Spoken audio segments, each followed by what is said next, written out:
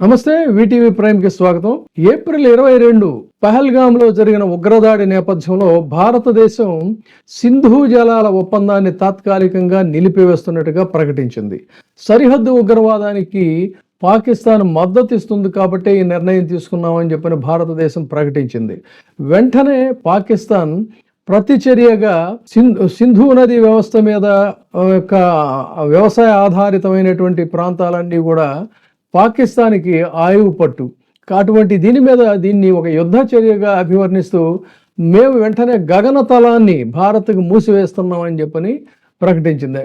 ఇది ఒక రకంగా దీంతో యుద్ధం మొదలైంది. వాఘా సరిహద్దుని వాళ్ళు కూడా మూసివేసేశారు. మొత్తంగా ఎల్ఓసి దగ్గర కూడా ఉద్రిక్త పరిస్థితులు ఉన్నాయి.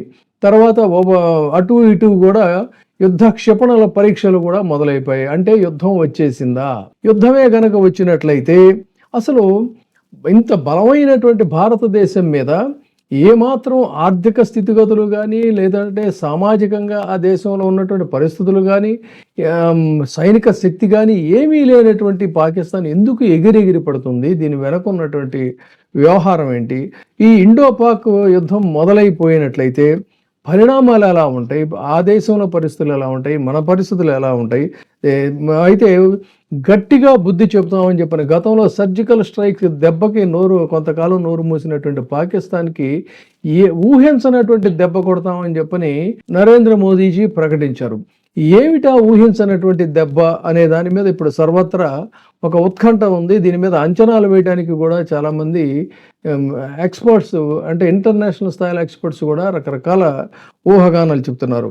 తర్వాత ముఖ్యంగా ప్రధానంగా ఏంటంటే, గతంలో ఇలాంటి ఉద్రిక్తతలు ఎన్ని చెలరేగినా, యుద్ధాలు వచ్చినప్పటికీ కూడా ఈ సింధు నది జలాల ఒప్పందం మాత్రం, అంటే ఇండస్ వాటర్స్ ట్రీటీకి సంబంధించి ఎక్కడా కూడా ఎప్పుడు దాని మీద దృష్టి సారించలేదు. కానీ తొలిసారి ఇది ఒక బాంబ్ షెల్ లాగా మోదీజీ ప్రకటించడం అనేటువంటిది పాకిస్తాన్కి ఒక అశనిపాతం లాగా చేయాలి. దాని మీద చాలా తీవ్రంగా, అంటే మీకు యుద్ధమే కావాలందా, అదే గనక ఇదైతే యుద్ధం మొదలైనట్టే, ఇది అంతర్జాతీయ వ్యవహారం, ఇది మేం చేసింది కాదు, సో యుఎన్ఓలోనే తేల్చుకుంటాం, అంతర్జాతీయ న్యాయస్థానంలో తేల్చుకుంటాం అని చెప్పని పాకిస్తాన్ మేకపోతు గాంభీర్యంతో ప్రకటనలు చేస్తుంది. నిజంగా అదే అవుతుందా? భారత్ ప్రకటించినట్టు ఇంకొక టెక్నికాలిటీస్ కూడా ఇక్కడ మనం మాట్లాడుకోవాలి. భారత్ ప్రకటించినట్టుగా నిజంగా సింధు జలాలని ఆపగలుగుతుందా? ఆపటానికి కావలసినటువంటి డ్యామ్స్ ఇవన్నీ కూడా భారత్కు ఉన్నాయా? అలా వాటితో సంబంధం లేకుండా ఆపాలన్నట్లయితే ఎంత శాతం వాటర్ ఆపగలుగుతుంది? దీనివల్ల పాకిస్తాన్కి వచ్చేటువంటి ముప్పు ఎలా ఉంటుంది? అక్కడ ప్రజాస్పందన భారత్ మీద ఏ విధంగా ఉంటుంది? ఎందుకంటే ఏ దేశంలోనైనా సరే వాళ్ళంటే ముష్కరులు కాబట్టి అమాయకులైనటువంటి భారతీయులను మన వాళ్ళని అతి దారుణంగా కాల్చి చంపారు. కానీ భారతదేశం యొక్క విధానం అది కాదు.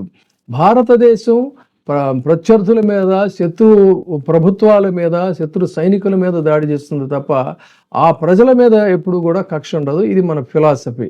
కానీ అనివార్య పరిస్థితుల్లో ఇదే కనుక జరిగితే వాళ్ళు దాహార్తితో ఇదైపోవాలి, వాళ్ళ పంటలన్నీ కూడా ఎండిపోయేటువంటి పరిస్థితి వస్తుంది. ప్రధానంగా అక్కడ వ్యవసాయ ఆధారితం మీదే అది సర్వే అవుతుంది కాబట్టి ఆ రిప్రికషన్స్ ఏ విధంగా ఉంటాయి? తర్వాత దీనివల్ల ఇంటర్న్ భారత్కి వచ్చేటువంటి ఇబ్బందులు ఏ విధంగా ఉంటాయి? ఇదే కనుక యుద్ధానికి దారి తీసినట్లయితే ఆ యుద్ధ పరిస్థితులు ఎలా ఉంటాయి?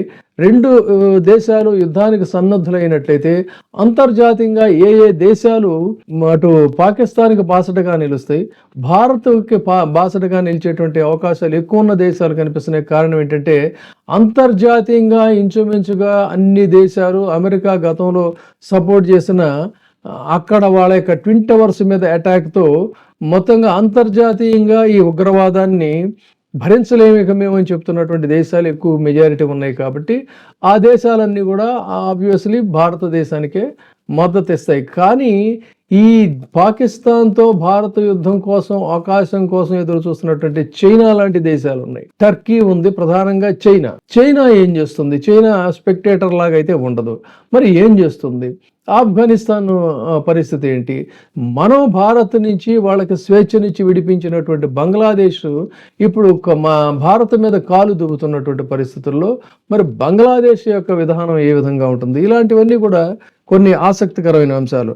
అంతేకాకుండా పాక్ గగనతలాన్ని మూసివేయటం వల్ల భారత్కు వచ్చేటువంటి ఇబ్బందులు ఏ విధంగా ఉంటాయి, వీటిల్ని ఏ విధంగా మనం సమర్థంగా ఎదుర్కోగలుగుతాము, తర్వాత బలం లేకపోయినా భారత్ మీద పాకిస్తాన్ హోంకరించడానికి ఉన్నటువంటి కారణాలు ఏంటి, ఇన్ని రకాలైనటువంటి సందేహాలు మొత్తంగా ఉన్నాయి. కాబట్టి వీటన్నిటినీ కూడా సవివరంగా వివిధ రకాలైనటువంటి వీడియోల్లో మనం కంటిన్యూస్గా చెప్తూ వెళదాం. దీన్ని మొత్తంగా కూడా other side of the coin ఎలా ఉంటుంది, డిఫరెంట్ డైమెన్షన్స్ ఏంటి అనేదాన్ని వివరంగా చెప్తాం, క్లుప్తంగా చెబుతాం. కాబట్టి వీటన్నిటిని కూడా ఆసక్తికరంగా మరి మంచి వీక్షకులుగా మీరు దీన్ని ప్రోత్సహిస్తారని చూస్తూ ఉంటారని చెప్పని ఆశిస్తున్నాము. కాబట్టి ఇది కేవలం యుద్ధ వార్తలకి, ఇండో పాక్ ఉద్రిక్తతల మధ్య, ఇండో పాక్ దేశాల మధ్య యుద్ధ గుంజన్ మృదంగాలు భీకరంగా నినదిస్తున్నటువంటి వేళ అనేక రకాలైనటువంటి అంశాలు తెర మీదకు వస్తున్నటువంటి నేపథ్యంలో ఒక విస్పష్టమైనటువంటి సమాచారంతో మనం ఎప్పటికప్పుడు ఇప్పుడు ప్రస్తావించినటువంటి అంశాలన్నిటి మీద కూడా ఒక నట్షెల్లోగానే మీకు చెప్పాలనేటువంటిదే లక్ష్యం. ఆ విధంగా మనం డిఫరెంట్గా మనం ఈ వీడియోస్ అన్నీ కూడా చేద్దాం. మీరు వీటన్నిటిని ప్రోత్సహిస్తూనే ఉండండి, చూస్తూనే ఉండండి VTV prime. Thank you. Like చేయండి, షేర్ చేయండి, సబ్స్క్రైబ్ చేయండి. ఇప్పుడే సబ్స్క్రైబ్ చేయండి, లైక్ చేయండి, షేర్ చేయండి. వీటీవీ ప్రైమ్, నీ ఉత్తమాభిరుచుల సమ్మేళనం.